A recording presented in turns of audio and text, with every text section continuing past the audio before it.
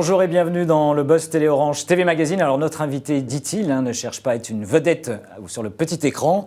Cela n'empêche pas de s'être déjà frotté à de nombreux genres différents à la télévision. Quelques titres, Génération Hit, Nouvelle Star, La France a un incroyable talent, X Factor ou encore À la recherche du nouveau Claude François, c'était il y a quelques temps. Indissociable de son image de celle d'M6, il incarne surtout le magazine Un trésor dans votre maison, c'était lancé en 2010 sur M6, mais également depuis la rentrée dernière sur W9.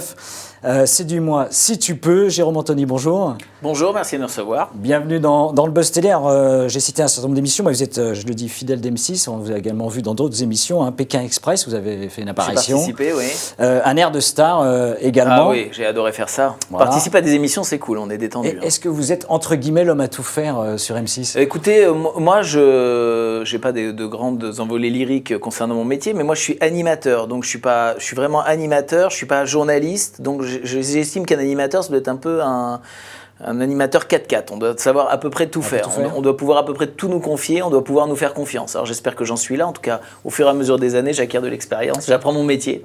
L'émission qui vous ressemble le plus, finalement ?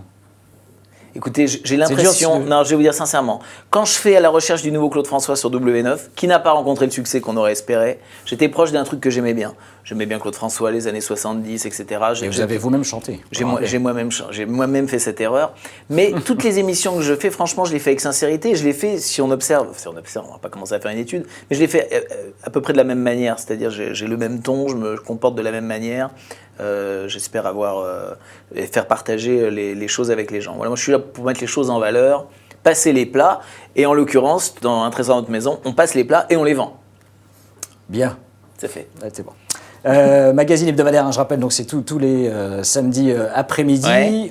Vous allez avoir les honneurs d'un prime time le mercredi 2 avril. Ouais. Est-ce que c'est une consécration pour le magazine ? Ça nous a fait très plaisir d'y aller. En même temps, quand on nous a dit qu'on allait y aller, on était déjà en tournage. C'est arrivé comme ça, dans un tourbillon. Donc on ne s'est pas bien rendu compte du cadeau qu'on nous faisait, en fait. Alors, est-ce que c'est un cadeau ? Est-ce que c'est un cadeau empoisonné ? En tout cas, ça vaut le coup d'être tenté. On est super rodés sur cette émission. Donc, de faire cette émission en prime, ça ne nous a pas changé grand-chose, si ce n'est, on n'avait pas plus de moyens, ça n'a pas changé grand-chose, si ce n'est que l'émission, elle est beaucoup plus riche, qu'on a des objets d'art vraiment intéressants, on n'est pas dans de la brocante, on a vraiment des objets d'art très intéressants, on rencontre beaucoup de familles, on a fait le tour de France, on a fait 4000 km, et on a tourné non-stop pendant 15 jours. Donc en ça, là, on avait vraiment la puissance du prime avec nous. Et la mécanique change quand même ou pas ? La mécanique change dans le sens où, voilà, le samedi sur l'émission d'Access, on va de pièce en pièce dans la maison des gens pour découvrir des objets. Et là, on va de ville en ville, à chaque fois rencontrer une famille différente qui prétend avoir un objet vraiment exceptionnel. On s'est fixé, c'est l'enjeu de cette émission, un seuil d'estimation de 1 500 €. En dessous, on ne prend pas l'objet. D'accord. À partir de 1 500 €, on commence à s'y intéresser et on emmène l'objet jusqu'à Drouot pour une vente vraiment exceptionnelle, cataloguée, dans des conditions vraiment optimales. Et là, c'est totalement différent par rapport à l'émission du Prime. Alors, c'est un peu une variation du même thème, mais tout est gonflé, tout est optimisé, tout est mieux. Alors le samedi, vous séduisez en moyenne quelques 2 millions de téléspectateurs. Est-ce qu'avec la chaîne M6 et la production, vous êtes fixé un seuil d'audience ? Non, mais bon, on connaît tous pas les règles du jeu, parce que c'est pas non plus l'environnement concurrentiel. Voilà, si on faisait, vu la concurrence, là, si on faisait 10%, on serait content. Si on faisait 12%, on serait vraiment ravis. Mais voilà, moi j'aimerais bien faire 3 millions, je serais super content. Mais la concurrence est un peu compliquée ce jour-là et on fera avec. En tout cas, je vais vous dire un truc, on a une belle émission. Donc je ne souffre pas, j'ai pas de complexe par rapport à l'émission. On a une belle émission. Le problème, c'est qu'on a une marque d'Access. On n'a pas une marque de Prime. Oui.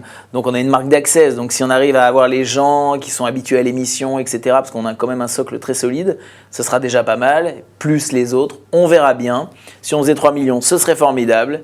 Et on fera ce qu'on pourra. Voilà. Mais en tout cas, l'émission est formidable. J'ai aucun complexe en ce qui concerne le programme. Il est vraiment très bien. Il est riche. On prend date. À compter du samedi, je reviens le samedi 5 avril, il y aura la nouvelle émission, le nouveau talk show de Valérie Damido qui vous précédera. Oui. À 17h20, je rappelle, ça s'appelle Y'a que les imbéciles qui ne changent pas d'avis.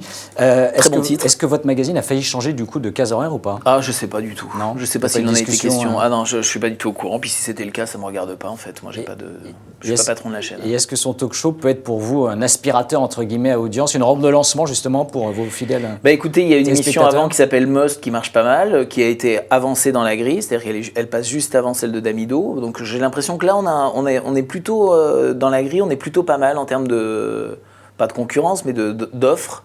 Et j'espère que son émission va rencontrer son public. En tout cas, moi Valérie, je m'entends super bien avec, c'est une bonne copine, je sais que ça lui tient à cœur ce programme. Je ressens dans ses messages sur Facebook, sur Twitter, un dynamisme, je sens qu'elle est vraiment heureuse, donc ça me fait vraiment plaisir. Et puis elle est entourée de gens que je connais pour la plupart aussi, donc je pense que ça peut être vraiment très très bien. Et ce serait bien qu'on ait une émission comme ça qui marche sur M6, ce serait bien pour toute la chaîne. Autre style, autre chaîne, cette fois j'en parlais tout à l'heure, vous êtes également sur W9 Oui. depuis la rentrée de septembre. Si dis-moi si tu peux, c'est une quotidienne, elle à 17h10. Une émission de dating, c'était votre truc Pas du tout. Pas du tout. Bah, pas plus que la brocante. Hein. Voilà. Donc on s'y fait. Deux exercices très différents. Ah bah, quand complètement différents, hein. C'est pas du tout incomparable. J'adore faire cette émission, on vient d'en tourner beaucoup là, on en a tourné 40. Ça a été un premier succès en première saison, vraiment ça nous a fait plaisir. Et là on en a tourné, on était beaucoup plus détendus parce qu'on savait de quoi on avait besoin, on savait où on allait. Parce que moi c'est quand même une thématique, le dating, où je me sentais pas hyper à l'aise. Hein. Ça peut déraper aussi. Moi, vous savez, je suis un animateur assez classique, entre guillemets. C'est pas triste, hein, classique, au contraire. J'espère pas renvoyer cette image. Mais j'aime pas les choses comme ça, un peu sulfureuses. Je suis pas fan.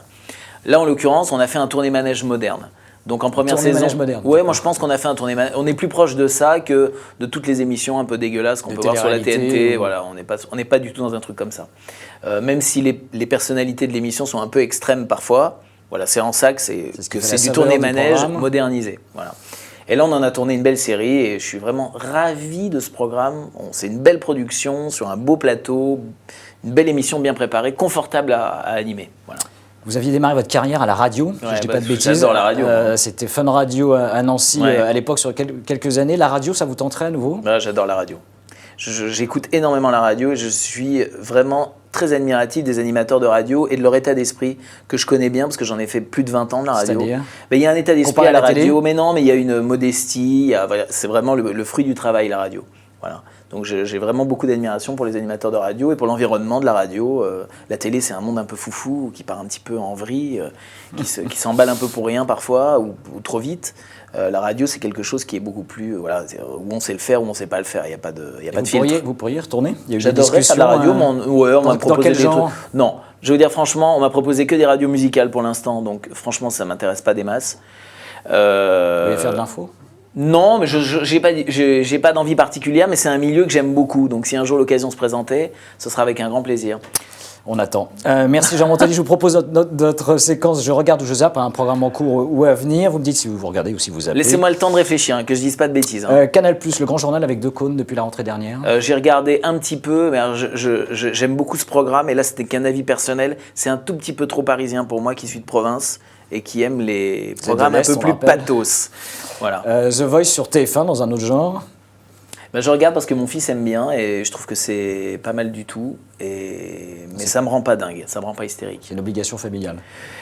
Mais non, mais du coup je regarde parce que c'est bien, parce que sinon je regarderais pas. Moi je pense que quand on fait ce métier, quand on fait un programme, on a besoin de savoir pourquoi d'autres programmes marchent aussi, parce que les gens consomment tout. Donc voilà, ils consomment tous les plats, donc on a besoin de savoir ce que les autres regardent pour pouvoir être complémentaires. Voilà, donc en ça c'est très important de regarder les autres. Ça me rend pas dingue, mais Nico c'est formidable, vraiment c'est notre animateur nouvelle génération qui tient la barre. Et l'émission est très très bien produite, voilà. Mais ça me rend pas dingue, mais c'est très très bien. Touche pas mon poste avec Cyril Hanouna sur D8. J'ai beaucoup regardé. Je regarde, je les aime bien, voilà. Mais des fois ils sont un petit peu durs et pas seulement avec moi d'ailleurs. Et c'est dommage. Ça casse. Ouais, c'est un petit peu trop. Voilà. C'est-à-dire qu'ils font un petit peu leur beurre sur notre dos. Et je sais comment on fait du buzz en télé. Hein. Voilà, eux ils se permettent de le faire en disant on les aime bien, ils sont sympas, mais on va quand même leur mettre un petit taquet. Et puis en même temps, c'est une émission de bonne humeur avec une bande de gens qui parlent de la télé, donc ils vont pas parler de ça tristement, ils vont pas non plus nous ménager parce que ce serait pas rigolo. Mais voilà, des fois ça fait un petit peu mal au cœur. Mais c'est un petit peu le principe des guignols de l'info. Voilà. Même principe, oui. C'est le même principe. Donc, je ne critique pas, mais des fois, ça me fait un petit peu mal au cœur. Mais ça s'arrête là, je ne suis pas fâché. Hein. Ça me fait un petit peu de peine, des fois. Pas que pour moi, d'ailleurs, hein, pour d'autres animateurs que j'aime beaucoup. Les anges de la télé-réalité sur Énergie 12. Alors ça, franchement... Le phénomène Nabila. Pourtant, c'est vraiment mes copains Zouméo et Jérémy Michalak. C'est vraiment mes potes de télé des premières heures. Mais je suis trop vieux, je pense. Alors, si on est corporate Top Chef sur M6, Je regarde pas. c'est vrai? Non, mais les trucs de bouffe, ça me branche pas du tout. Pas la cuisine. Bon.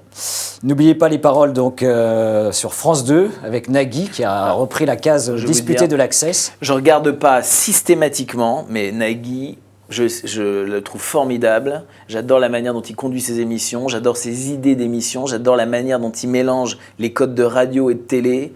Voilà, c'est un très très bon animateur qui conduit super bien ses émissions. Voilà.